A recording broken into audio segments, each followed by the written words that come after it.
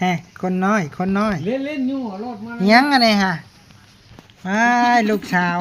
หน้าดำเนี่ยโอ้ยลูกสาวหน้าดำข้าวหอมข้าวหอมโอ้ยคนน้อย คนน้อยมาเยี่ยม คนน้อยมาเยี่ยมตาไปตาแพงเลยลูกสาวไปดิตะมุติมิอะไรไปตาแพงบ่ให้เนาะฉันผู้อื่นนี่ให้แล้วนี่ก้มหน้า เบิ่งหน้าแม่เบิ่งหน้า เลี้ยวมาดูข้าวหอมข้าวหอมเลี้ยวมาเลี้ยวมาว่านี่แน่ โอ้ยเสียดายแต่มีแตะขี้มินหมอเนาะ เบิ่ง คนงาม คนงาม เบิ่งลูกปะ อ้าว